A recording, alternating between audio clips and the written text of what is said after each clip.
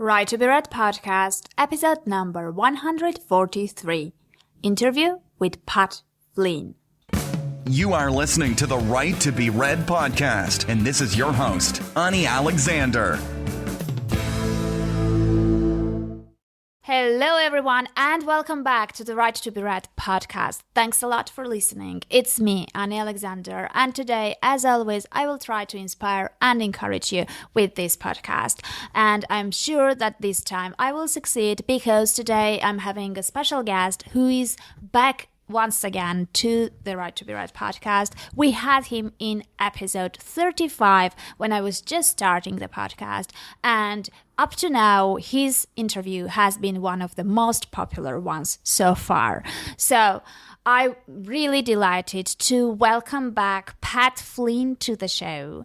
And for those of you who don't know who Pat is, Pat Flynn makes a living on the internet and considers himself the luckiest person on the earth.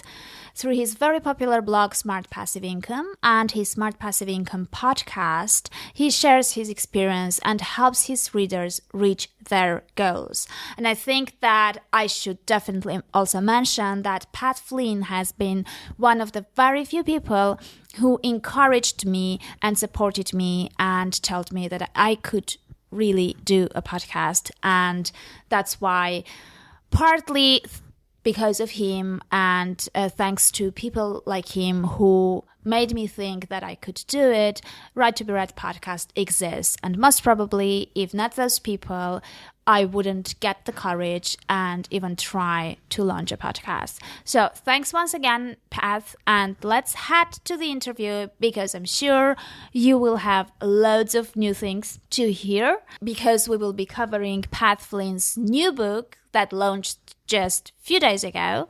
In fact, I think it launched yesterday, and it's called Will It Fly? How to Test Your New Business Idea So You Don't Waste Your Time and Money.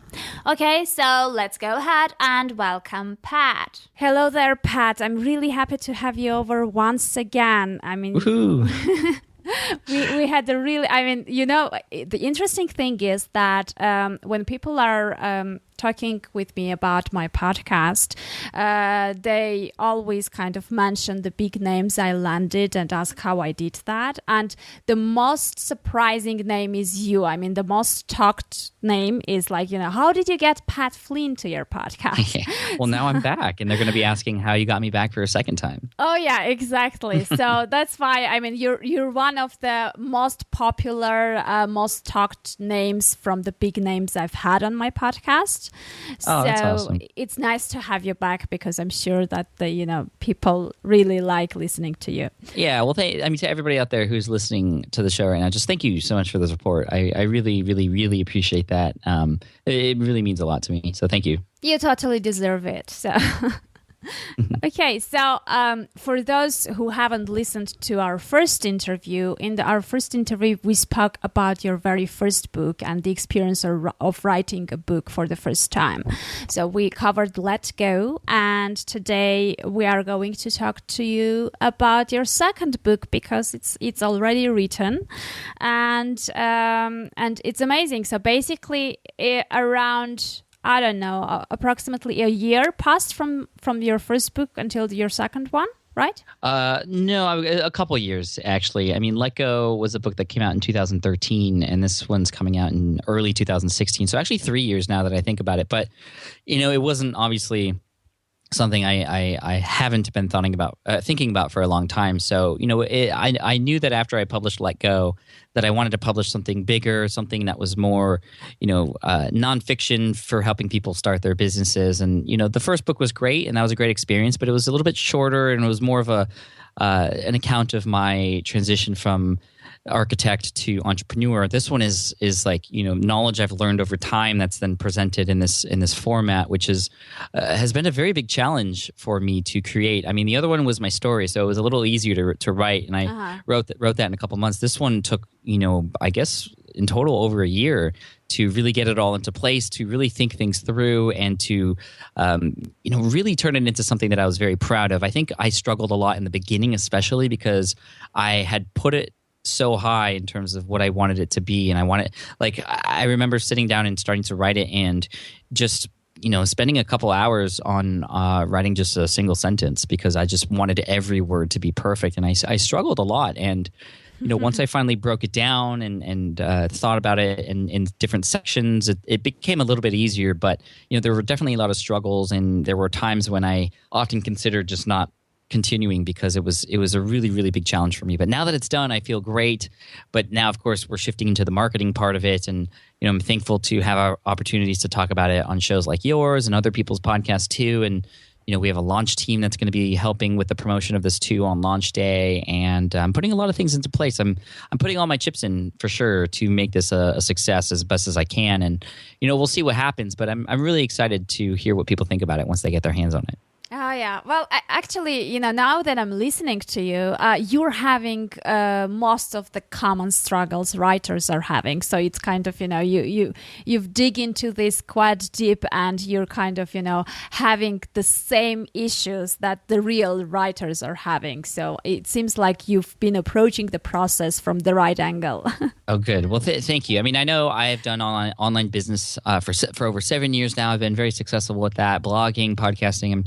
I'm used to that now, and I feel very comfortable doing it. But this book, for whatever reason, it just became this totally different thing that made me really nervous and scared. But I also know through my experience with online business and entrepreneurship that every time I met with this fear, that it is a sign that I have to keep going. And I knew that I came up with the same fear while writing this book, so I had to keep going. It was just a lot of struggle, but I got through it through a lot of different ways, through talking about it with other people and helping, other authors who have helped me and guided me through the process. I have to give a shout out to somebody named Azul Terrones, who actually I hired as a coach through this process because I really needed somebody there to hold me accountable. I think that was another thing, was this person who I paid money to essentially tell me when I was supposed to have certain sections done. And I know a lot of people who have worked with traditional publishers, for example, they have those same kinds of deadlines and same kinds of pressures. And, I started to think about it, and I actually work very well under pressure. So once I had that pressure put on me by this other person who was a friend of mine, who is an experienced writer, I really got cranking on it. And, I then was like, okay, well, I'm not going to watch TV tonight because I have to write. Where if I didn't have that, I might get scared and procrastinate and actually watch TV. That's normal things that people do when they get scared. They go back to things like that. But knowing that I had this deadline and these deadlines in place, writing a certain part of the book by a certain moment in time, it really got my my fire lit.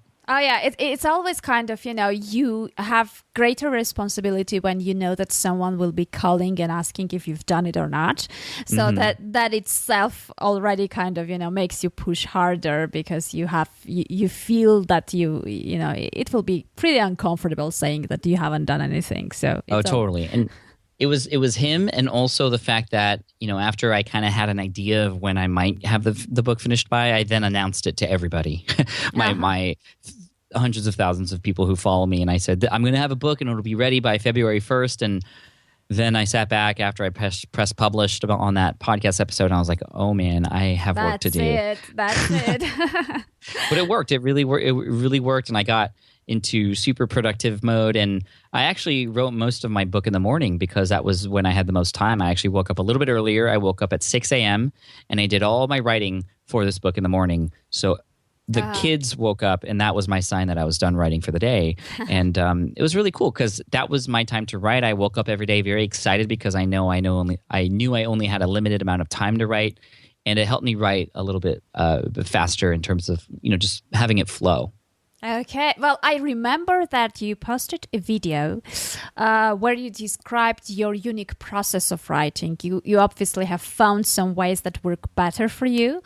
I remember some post-it notes and the dictation thing that you mentioned. Can you briefly describe what your process of writing was?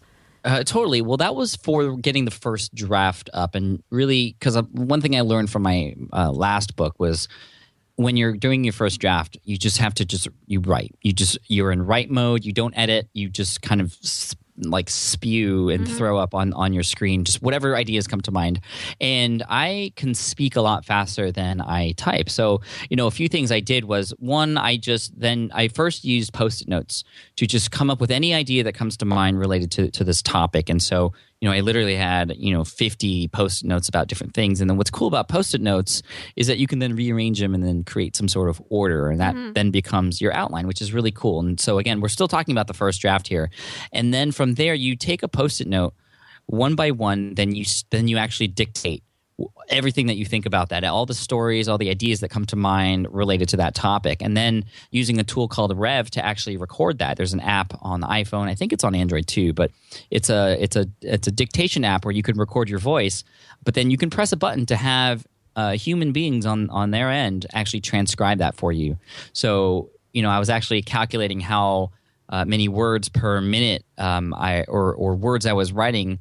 And I started by hand just to kind of see what that was like and how many words I would write. And then I did it dictating, and I would write 5 or 6 times more amount of words through speaking those words and then having them translated or transcribed, excuse me. So, that allowed me to get to 80,000 words in about a month, which was really fast for a first draft. And that's a lot of words, right? But as you can imagine, first draft, there's a lot of not so good stuff in there. And also when dictating, that doesn't translate well into what a book would read like. The flow is not right, No, not at all. But this was a great exercise because it allowed me to just kind of be flow when I was coming up with these things and not, again, stop myself from getting in edit mode. And then, I would honestly say that about 90% of those 80,000 words was trash. But the 10% that was left over was amazing and great stories and great items that I then pulled and put into what later became my book, and I expanded on those things to turn into what my book is today. And if it wasn't for that really quick initial first draft, I wouldn't have even gotten started. So the post-it note into the Rev, into the transcriptions works really well for that first draft and getting those initial stories and just those thoughts that come out when you're not in edit mode. It worked really well for that. But then the big challenge for me was, okay, I have these 10,000 words and it's all mixed up, and okay, how do I create order out of this? How do I translate that into a book? That was a huge challenge for me, and then you can't dictate that. There's no tools for that. That's just hard work and thinking. And that took me a while, and that was a big struggle too. And I found that every time I go through a draft iteration, I've gone through several different drafts, and some with just myself going through it again, and then later in the process with editors and a content editor and then a line editor and whatnot. Every time I've gone through it, it's been more and more difficult for me to make changes because I get more and more attached to what I write. And some things you got to let go of. And that was a hard lesson for me too in this book in particular, because there were so many words in some of those drafts, and less is more sometimes, and that was hard for me to do because you spend all this time writing these great sections. I'll cut out one section that I must have spent 3 or 4 days on that I loved, but after I talked to the editor, it just she was arguing why it didn't work, and of course I just wanted to not listen to what she was saying because I loved that section. But as I think it was Stephen King or a few other people even before him said, you have to what Kill they call your darlings. Yep, exactly. And I did that, and she was right. I took those things out. It just made the flow a lot better, and it made it more concise. And so I thank her for that. But again, these are all lessons I'm learning now that you and a lot of your audience probably already knows. Yeah, well, actually, it's always hard. I had a feeling that before I thought that, if you write more books with the time, you'll get used to that. But I have a feeling that it's always very hard to Oh, man, that's not what I want to hear. I want to hear that it gets easier. No, I mean, like killing those darlings and having things cut out. It's always hard. It's not like, at some point you say, okay, I don't care, let it go. You realize that, that you need to do that. So you kind of approach it in a calmer mode than in the very beginning. But I have a feeling that it never goes away completely. It's always hard because we get emotionally attached to what we write. Right, exactly. So somebody did say, though, that I don't have to, kind of kill them or murder those darlings. You can put them aside and put them into bonuses, and you could put them into special editions, or you could talk about them on a podcast, for example. And I thought that was a great idea, and that way I'm still using that content, but it's just not in the what the final product is. Oh yeah, definitely, because you have so many channels of different formats of media that you're putting out. I mean, you have blog posts, you have podcast, you can go ahead and even talk about this on other people's podcasts. So you have many different means. So it's not like you're a writer who only writes books. So for you, it's much easier to incorporate those in many different other formats as well. Right. Okay, so let's. Do you have anything like surprising difference of experiences between writing your first book and this one? Well, I think the most surprising thing that happened here was, they always say that the title can come later, right? And, I actually spent a good amount of time in the beginning coming up with a title, which actually didn't even end up becoming what the title was. I realized through writing this book that it actually changed what it was and what its purpose was over time after I sat down and write certain sections. And, it was actually in a mastermind group that I had where I was discussing what the title was, and I shared what the book was about and the content, and literally in the last minute of this hour conversation I had with these 5 other people, my friend Roderick said, well, this just makes me think of, will it fly? Because it's about testing your ideas before you actually build them to see if they'll work or not. And for whatever reason, that just stuck. And that was the one that everybody was like, "Ooh, yeah, that's a good one. That's what it is." And this is again after the content was what I thought was done. It was an early draft, but I had it done, and then this title eventually came, and I was like, "Wow, that is perfect." And so I actually then added several new sections. I changed the structure of it to match that title, and then actually the introduction paragraph, which is a story about my son and him folding a paper airplane and not being very successful with that.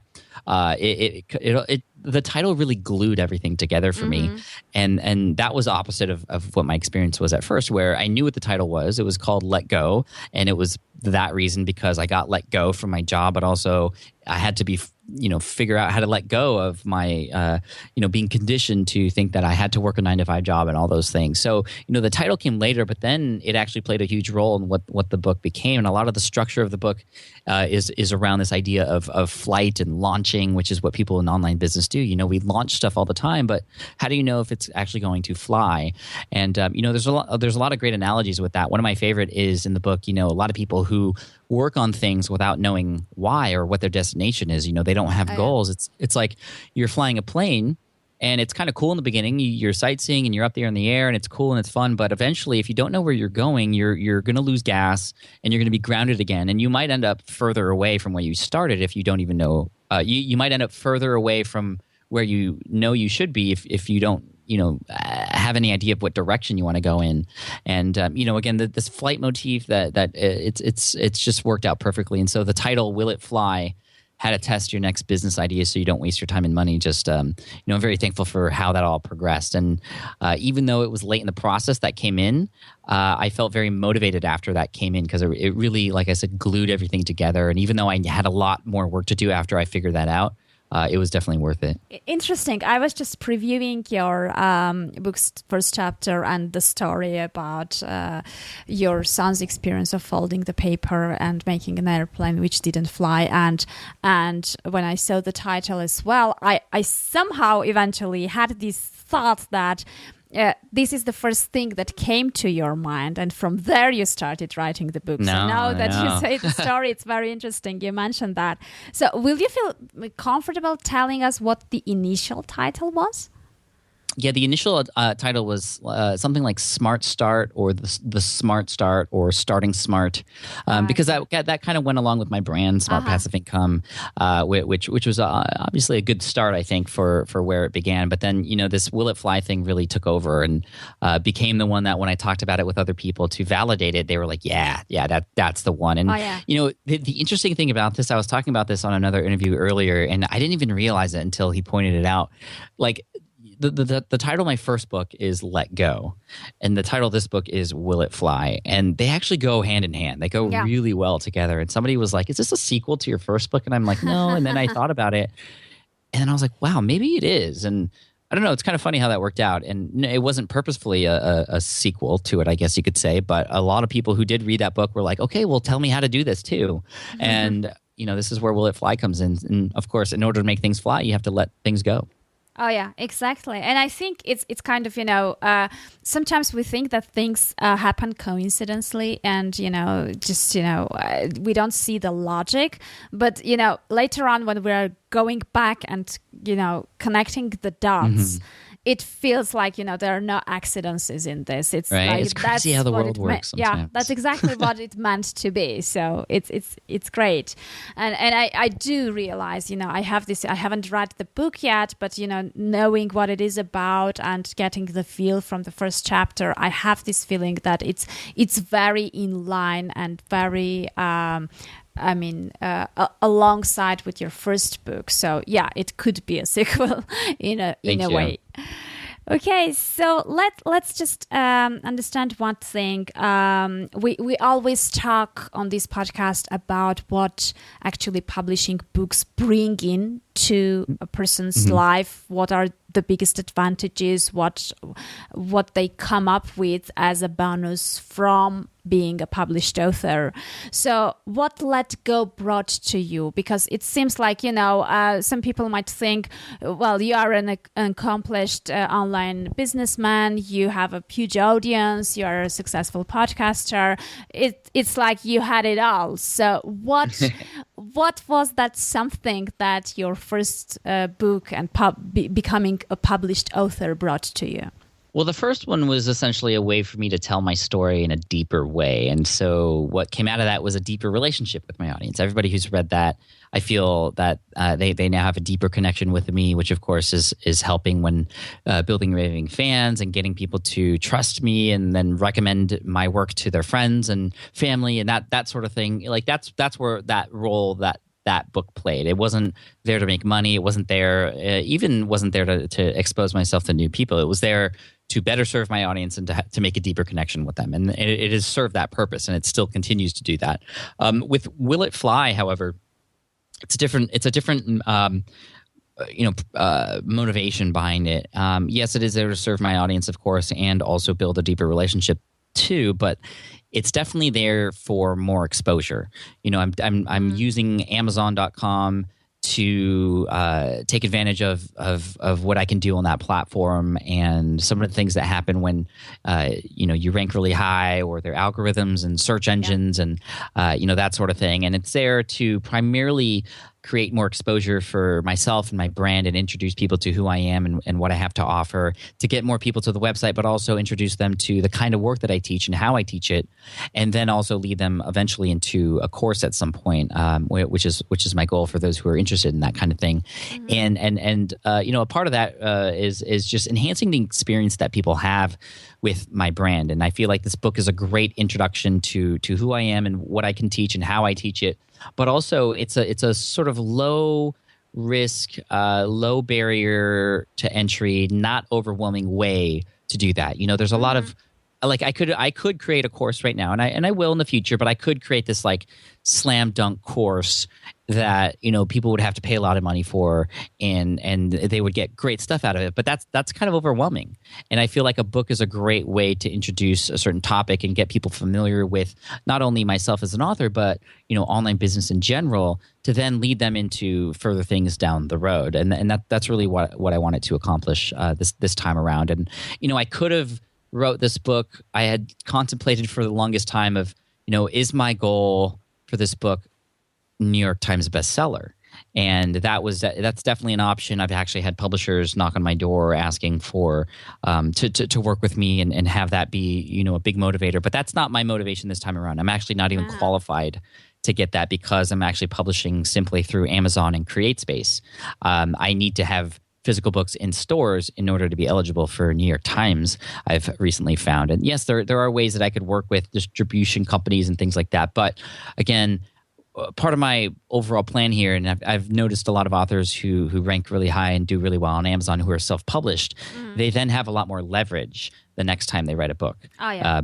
then I can perhaps get a better deal and then, have a better chance of getting on the New York Times bestseller list. And, you might be wondering, well, what's the big deal behind the New York Times bestseller list thing? Well, that opens up a whole new series of doors and opportunities that allow you to share your message to a grander audience too. So, this is a long-term game for me. This is a long-term play. This isn't a quick money-making kind of thing. With the third book. You'll be there with the third book. Third or fourth or, one of these down the road. I feel like I have a lot more books in my arsenal down the road. And, one of the other books I had considered writing was based on my most popular presentation, which is about building raving fans, because I know a lot of information about that. I obviously have a lot of raving fans, and I've done a lot of research on that. And it's proven that particular topic in presentations always gets the highest ratings at different conferences and whatnot. So that's also something I could write about. But I felt like this had to be done first. It's the introduction to starting a business, or if you have one already, like how do you know that thing that you're working on is going to work out for you or not? Because that's one of the biggest fears that people have, and a reason why they don't get started. And so I wanted to tackle that, and it wasn't easy, but I was happy to do it and put myself on the line for that. So can you tell that the idea for the book, did it come from all these frequent questions that your fans are asking you? I mean, was it based on the big demand, or it was something you really wanted to share? I mean, which came first? How did you come up with the idea of this book? Great question. Two places. One, I have another show in addition to the Smart Passive Income podcast called Ask Pat. Right? Yes. And on that show, I answer a voicemail question for my audience 5 days a week. Well, a cool byproduct of that show is that I get voicemail questions from my audience every single day, dozens.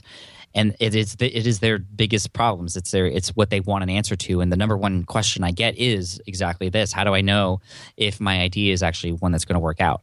Or how do I know if it's time to quit on this thing I've started because nothing's paying off? Or how do I know this is going to work or worth the time? Then I validated that through a survey. I did a survey with my audience, and a number of people responded. I segmented out those who were just starting out or who haven't even started yet, and I looked at their answers for why they feel like they're not successful or why they feel like they haven't gotten started yet. And again, it's the exact same reason. So that gave me a good thought that this is a topic I needed to write about. It definitely wasn't one of the initial ideas, although I did want to give something to people who are just getting started, but I didn't know it was going to be this angle of, okay, well, is this idea that you're working on going to work out or not? But it's really cool that this is actually what the book is about. I think it's definitely a good angle for sure, and it's of interest to a lot of people. And, I'm not the first person to talk about this. I'm actually not the first person to write about this. Tim Ferriss was the first one that I remember back in 2007 in his book, The 4-Hour Workweek. There was a chapter in there called Testing the Muse, where he micro-tested a certain product on using Google AdWords, sending traffic to a web page that looked like it was selling a product, and he kept track of how many people were clicking on that buy now button, and that's how he gauged whether or not that was a business he should go into. And a lot of people were really excited about that chapter, but he didn't really talk more about that. And so I'm kind of taking that and actually expanding on it. And there are a lot more ways to do it than that way I just mentioned now.